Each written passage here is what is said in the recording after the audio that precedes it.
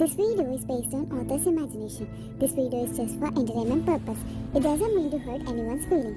All the characters used in the story are completely fictional. It doesn't relate with Ida's personal life. So don't take it seriously. Now sit back and enjoy the video series. Well, it's our King Jungkook's FF. Remember, all the characters, incidents used in this are completely fictional. So don't take it to your kidney.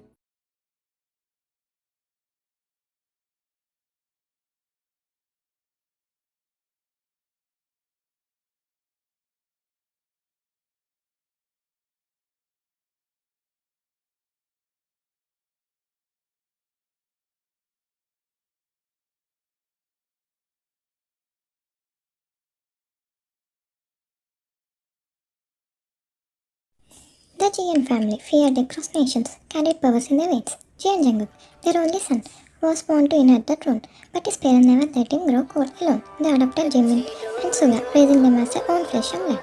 The three boys grew up, bonded in loyalty and strength in love. On the other side stood the Kim family, just as powerful, just as ruthless. They had three sons, Jin, Namjoon and Taeyong. Years ago, during a bloody night, a loyal family had died saving Mr. Kim, leaving behind a little girl named Eva. She was just 9 when the Kims took her in, raising her as their daughter. But fate had one more secret. We were born into the Kim family, a child whose existence was hidden to protect it from the mafia world. To everyone else, the Kims had only 4 children. Only GM parents knew the truth. Not even Jungkook, Jimmy, or Suga knew you were alive. You grew up innocent, far away from the mafia world, kind and soft. Ava grew up ruthless, trained to be sharp, cold, ambitious. She wanted the crown of Mafia Queen, but what burned her most was the way people's hearts softened whenever you were near. Eva always watched you with eyes full of venom. Every smile you gave, every kindness you showed, it burned her like fire. She wanted to be the center of everyone's world, but the softness of your presence always stole it away. One afternoon, you were in the Kim mansion garden, watering the flowers. The sunlight kissed your skin, and you hummed a soft tune. The simple act of peace drove Eva mad. Eva, why do you always act so perfect? Everyone just loves you because you pretend to be kind. I am not pretending, Eva. I just like making people happy. Is that so wrong? Eva, you're pathetic. Do you even know how weak you look? People like you don't survive in this world. Maybe I don't belong in this world, but I won't stop being myself. Her jealousy didn't stop at once. Sometimes she would accidentally push you in the hallways, spill drinks on your clothes, or whisper things behind your back to make others doubt you. But no matter how much she hurt you, you never hated her. Maybe if I'm kinder, maybe if I'm patient, she will see that you don't want to take anything from her. But Eva's hatred only grew, and when she was old enough, the Kim family gave her responsibility in the mafia world. She was crowned the future mafia queen while you were kept away from it all. You didn't mind. You hated blood, weapons, and the constant hunger for power. Instead, your parents decided to protect you. They sent you far away to Los Angeles.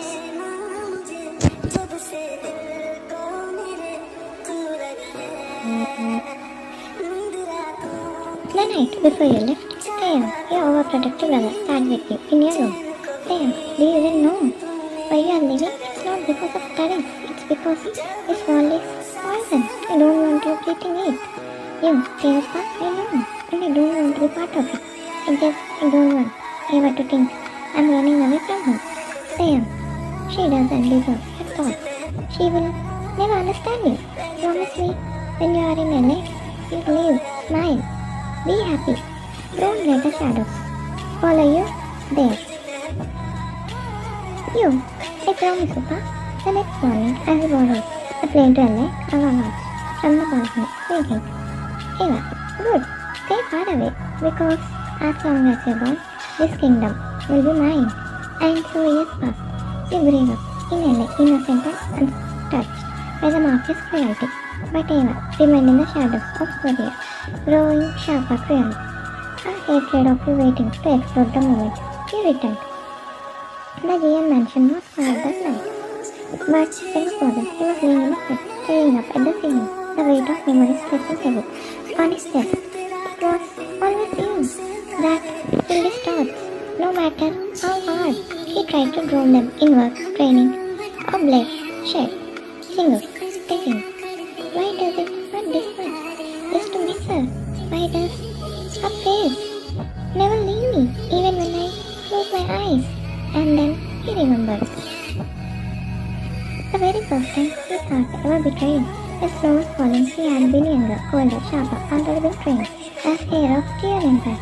That day he was walking through the city when he saw an old man traveling to cross the road. Singo had stepped forward, prepared to help, when he froze, because he got there first. Your back was to him, long hair falling softly over your coat as snowflakes clung it to like diamonds. He bent down, holding the old man's arm gently. He smiled like it was grey winter afternoon. It slowly squeaked. Jenguk, what is this feeling? Why does my chest feel like it's exploding? He never forgot you. The kindness in your eyes, the warmth in your smile, it craved itself into his memory. For years, he carried that face inside him like a secret flame. He never knowing you were closer than you imagined, never knowing you were his best friend's hidden sister. When you returned from LA at 16, he saw you again. He didn't recognize you at first, but his heart did. The same rush of warmth.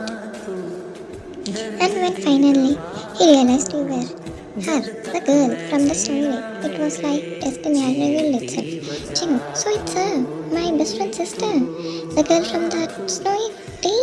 It really wasn't done with me, huh? From that day on, Chingu couldn't stop himself. Every time the Jain brothers visited the Kim mansion, his eyes would find you laughing with Jin, fighting playfully with Namjoon, or hiding behind Taehyung whenever he was shy. He didn't care how hard he tried to act casual. You noticed it too. At first you thought you were imagining things, but soon it became impossible to ignore the way Jacob whispered into his skin like fire, the way he lingered in hallways when you passed by, the way his wings would appear when your eyes accidentally met his. One evening you were sitting in the Kim garden with Taeyang, flipping through a book, but your voice carried a small complaint. You, Taeyopa, why does Chingu keep staring at me? Every time he comes here, his eyes, they don't leave me. Did I do something wrong? Taeyang looked up sharply, protective, as always. Taeyang, he's staring at you? Damn! I knew the break was up to something.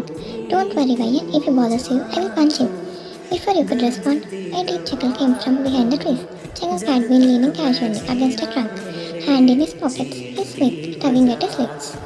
Chenguk, punch me? For what, Ting? For looking at the beauty? For staring at something so perfect?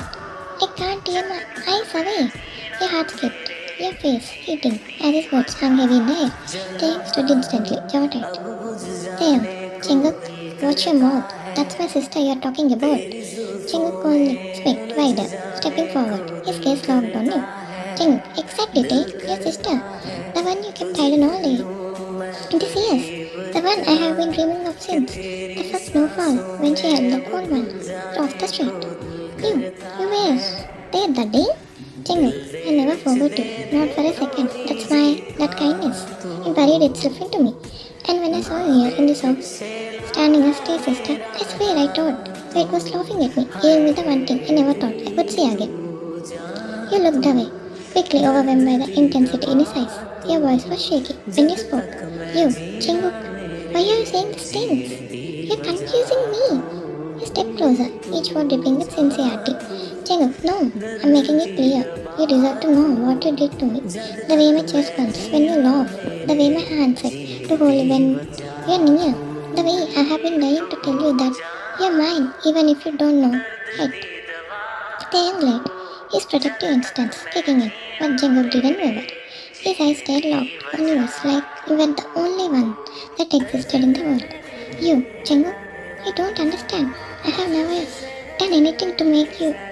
Jenguk, you didn't have to. You just exist, and that's enough to rule me.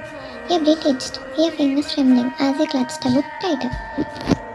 No one had ever spoken to you like this before, so raw, so intense, like every word was carved straight out of his soul. Taeyang, enough, Jenguk. She's innocent. She doesn't belong in your world. Jenguk eyes darkened, but his tone stayed soft when he answered. Jenguk, I know she's innocent. That's why I can't stay away. She's the only light I have ever seen in the 50 life, and I'll protect that light, even if it kills me. He finally moved closer to you, standing just a breath away, his hand lifted, not touching you, but hovering near your cheek, trembling with resistance. Chenguk, tell me, do I scare you, or do you feel it, too, that pull between us? Your heart pressed, your lips parting, as he tried to answer, but no words came out. Your silence was enough for him. His smile curved his lips, but his eyes burned with something, deeper obsession, longing, devotion. Chenguk, that's what I thought. You feel it too. Don't worry, I'll wait. But remember this, no matter who stands in my way, no matter what world we come from, you're mine. You slammed your bedroom door shut, your heart hammering in your chest. His words kept replaying in your head. His voice, the way he called you mine.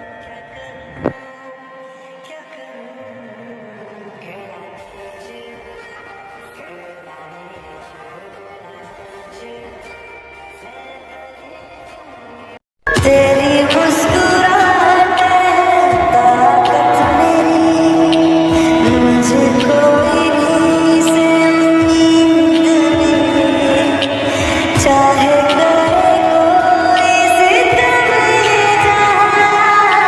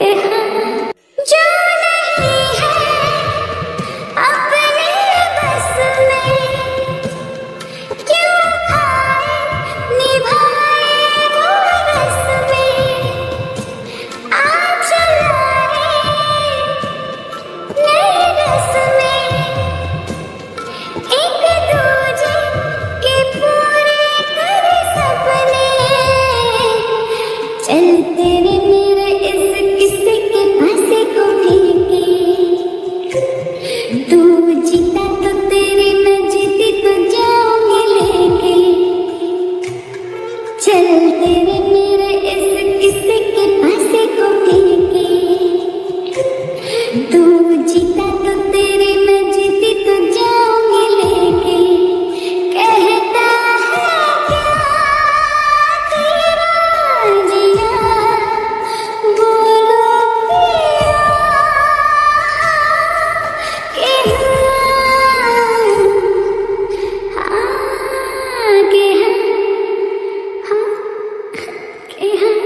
सुर्ख वाला सोज वाला फैज वाला love होता है जो love से ज्यादा वैसे वाला लव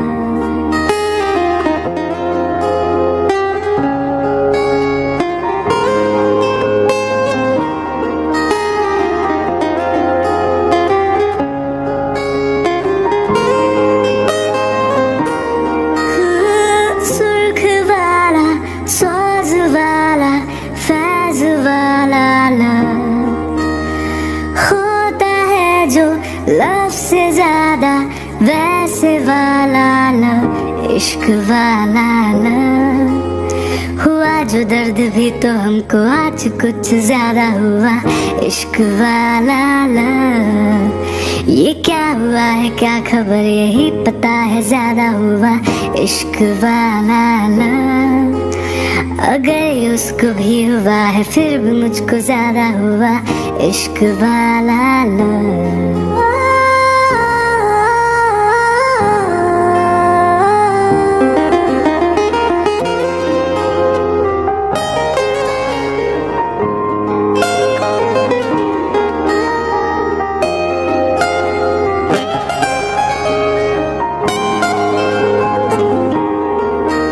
मेरी नींद जैसे पहली बार टूटी है आंखें मल के मैंने देखी है सुबह हुई धूप ज्यादा लेके तेरी रोशनी दिन चढ़ा इश्क वाला ला जाके बादलों की जाली के पीछे से कर चांदनी ये मुझको इतला लेकिन नूर सारा चांद मेरा यहीं पे है छुपा छुपा हुआ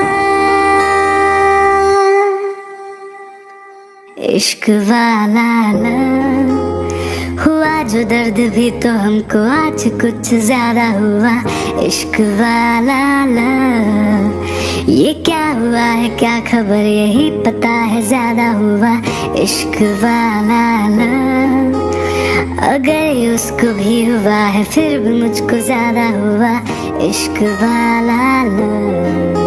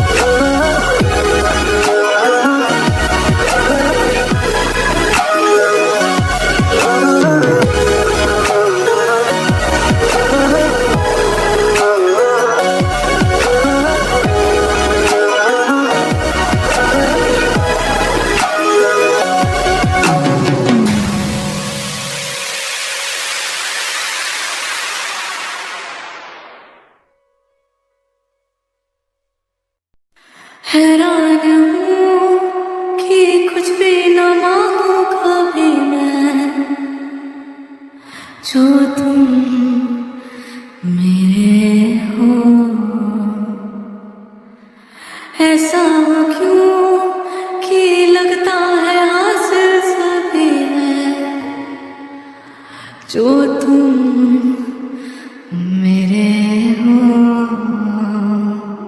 जो तुम मेरे हो, तो मैं कुछ नहीं मांगू दुनिया से, और तुम हो ही नहीं, तो मैं जीना नहीं चाहूँ दुनिया में, और नजरों में मेरे एक जहां है जहां तू और मैं अब साथ हैं, और वहाँ कोई नहीं, तू और मैं ही हैं। और आओगे ऐसे आओगे, तेरी मेरी क्या राहें उजड़ी हैं, और राहों में ही जो तुम आए कभी, हम तो प्यार से ही मर जाएंगे।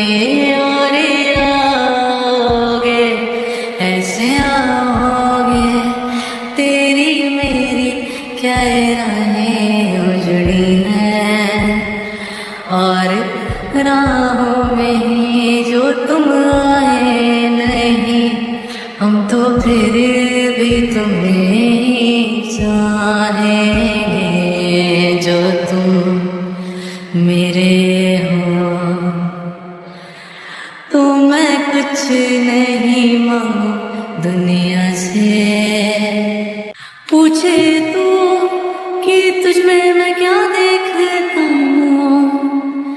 जब चारों तरफ आज कितने ही सारे हैं, जाने ना तू खुद को यूं ना जाने क्यों, नजरों से मेरी यहाँ देखो ना खुद को जरा, देखो ना जुल्फों से, कैसे जुल्फों से तेरी छुपती प्यारी प्यारी सी मुस्कान है, और नजरें झुकी और नजरें उठी, तो मैं क्या ही करूं बर्बाद मैं तेरे होठों को जिनसे रखती मेरे प्यारे प्यारे नाम है, और दिल का तेरे और दिल का तेरे, अब मैं क्या ही कहूँ क्या बात है। और हाँ देखो यहाँ कैसे आई दो दिलों की बारात है, पर क्या खुला आसमां या फिर लाई यहाँ जोरों से बरसात है, चाहे वो छाए भी बादल तो, चाहे फिर भी तुम्हें क्या पता, तुमको मांगू ना कुछ और जो तुम मेरे हो।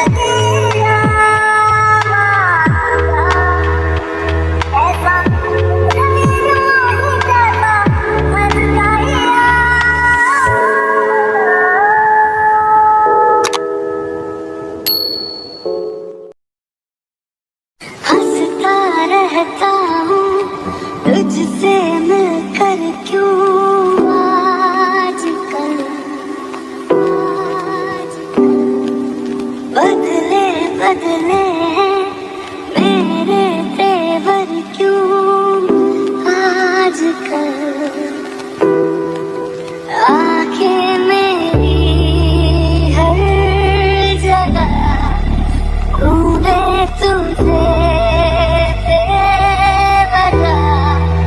ये मैं हूँ या कोई और है मेरी तरह।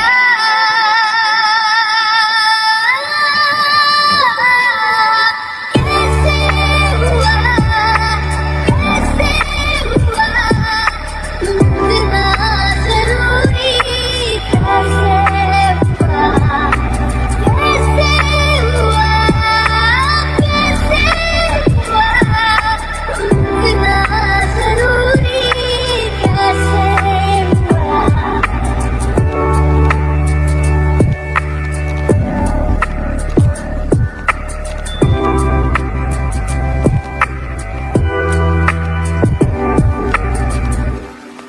मैं बारिश की बोली समझता नहीं था, हवाओं से मैं यूं उलझता नहीं था।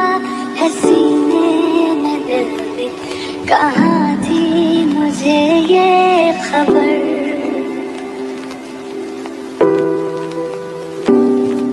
कहीं पे हो रातें, कहीं पे सवेरे, आवाज़ी रही साथ मेरे। ठहर जा ये कहती है तेरी नजर। क्या हाल हो गया है ये मेरा,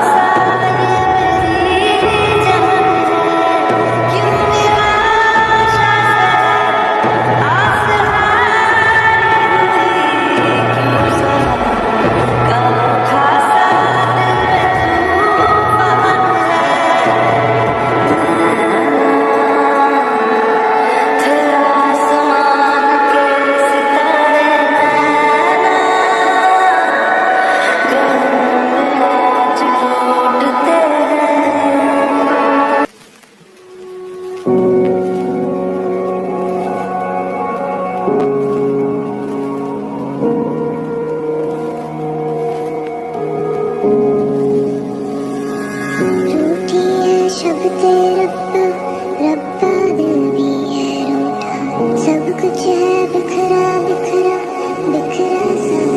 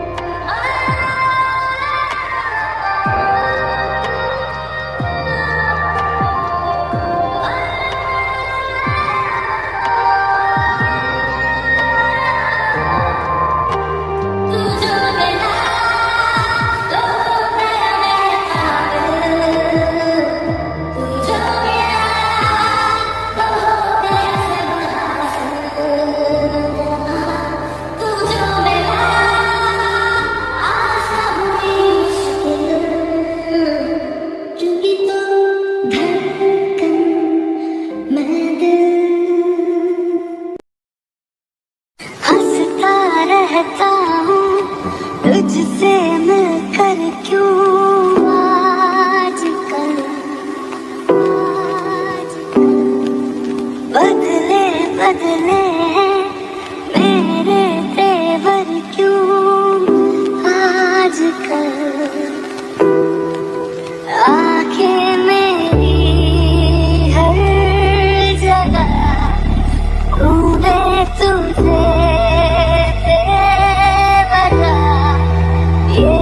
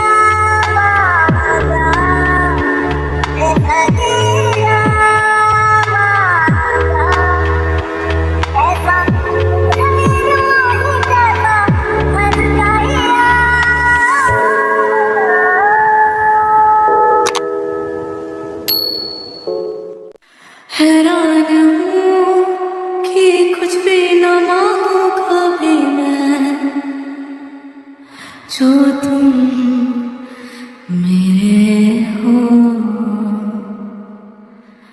ऐसा क्यों कि लगता है हासिल सभी है, जो तुम मेरे हो। जो तुम मेरे हो तो मैं कुछ नहीं मांगू दुनिया से, और तुम हो ही नहीं तो मैं जीना नहीं चाहूँ दुनिया में। और नजरों में मेरे एक जहां है जहां तू और मैं अब साथ है, और वहाँ कोई नहीं तू और मैं ही है। और आगे ऐसे आओगे तेरी मेरी क्या राहें उजड़ी हैं, और राहों में ही जो तुम आए कभी हम तो प्यार से ही मर जाएंगे। और आओगे ऐसे आओगे तेरी मेरी क्या राहें उजड़ी हैं, और राहों में ही जो तुम आए नहीं हम तो फिर भी तुम्हें ही चाहेंगे। जो तुम मेरे हो तो मैं कुछ नहीं मांगू दुनिया से। पूछे तू कि तुझ में मैं क्या देखता हूँ, जब चारों तरफ आज कितने ही सारे हैं। जाने ना तू खुद को यूं ना जाने क्यों नजरों से मेरी यहाँ देखो ना खुद को जरा, देखो ना जुल्फों से कैसे जुल्फों से तेरी छुपती प्यारी प्यारी सी मुस्कान है। और नजरें झुकी और नजरें उठी तो मैं क्या ही करूं बर्बाद मैं तेरे होठों को जिनसे रखती मेरे प्यारे प्यारे नाम है। और दिल का तेरे और दिल का तेरे अब मैं क्या ही कहूँ क्या बात है। और हाँ देखो यहाँ कैसे आई दो दिलों की बारात है, पर क्या खुला आसमां या फिर लाई यहाँ जोरों से बरसात है। चाहे वो छाए भी बादल तो चाहे फिर भी तुम्हें क्या पता तुमको मांगू ना कुछ और जो तुम मेरे हो।